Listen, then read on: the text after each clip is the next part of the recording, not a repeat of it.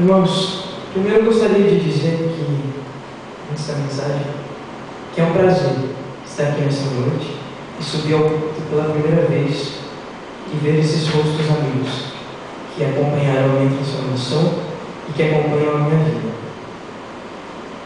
Vamos à Bíblia, a palavra do Senhor.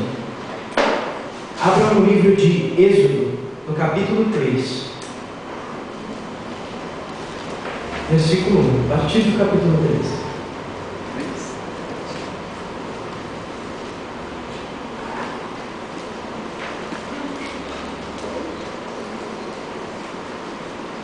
Todos encontraram?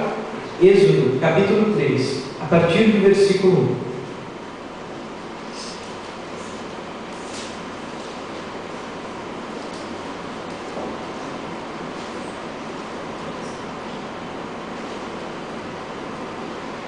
Apacentava Moisés o rebanho de Jetro, seu sogro, sacerdote de Midian, e levando o rebanho para o lado ocidental do deserto, chegou ao monte de Deus, também chamado Monte Horebe. Irmãos, aqui está a experiência de Moisés. Este é apenas mais um dia na vida de Moisés até aqui. Moisés não tinha expectativa de vida nesse período. Irmãos, esse era apenas mais um dia dos últimos 40 anos da vida de Moisés.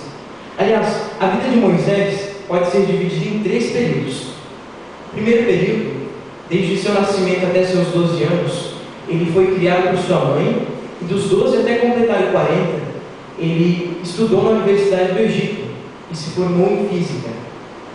Esse é o contexto bíblico. A partir desse, depois que ele saiu da Universidade do Egito, ele achou que poderia fazer tudo. Então, quando ele viu um egípcio agredindo um israelita, alguém de seu sangue, alguém de seu povo, ele agrediu, matou, enfim. E Deus disse: querido, peraí, não é assim. Você vai para o deserto. Irmãos, queira Deus e queira você, porque essa é a parte que ele quer. Que Deus não tenha que te enviar para o deserto. Porque se for necessário, para sua edificação, Deus te manda para o deserto. E esse é um período rigoroso na sua vida. Esse é um período difícil de enfrentar. O deserto é árido, o deserto é seco, não tem muita calma. E depois desse período de 40 anos de Moisés no deserto, ele passou os últimos 40 com o povo de Israel levando a terra prometida. Mas, irmãos, a fase em que nós vamos nos apegar é a fase do deserto. Ellen White, profeta do Senhor, no livro Profetas e Reis, diz que essa foi a fase mais edificante da vida de Moisés, apesar de ser a pior. Porque, em meio ao sofrimento, foi necessário, porque no Egito ele convivia com as grandes construções, com os monumentais templos, e vocês que estudaram história sabem como era o Egito, com todo o seu esplendor. Mas foi o contraste entre a glória do Egito e a simplicidade das montanhas de Midian em que Moisés se apercebeu que é um Deus sobre sua cabeça.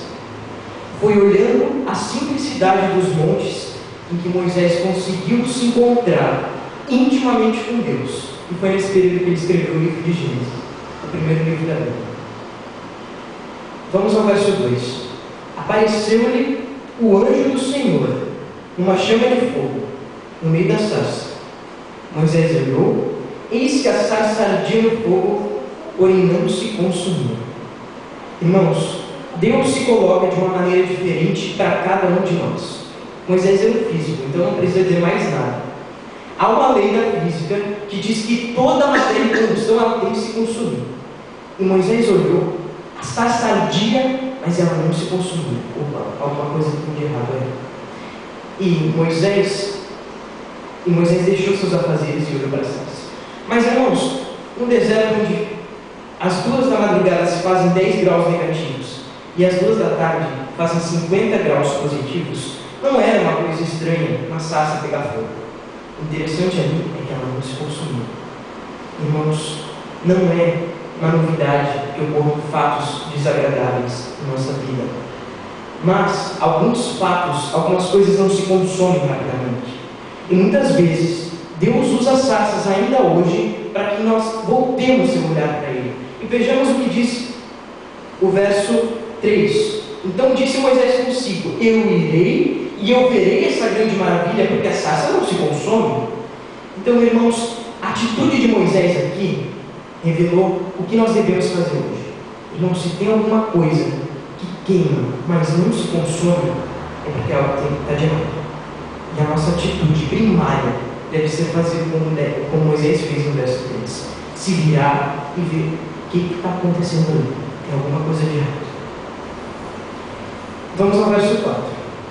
Vendo o Senhor que ele se voltava para ver. Irmãos, esse vendo o Senhor, a expressão do hebraico é o seguinte: vendo o Senhor no mesmo compasso em que Moisés se dirigia, Deus falou com ele. Foi uma coisa compassada, foi uma coisa junta.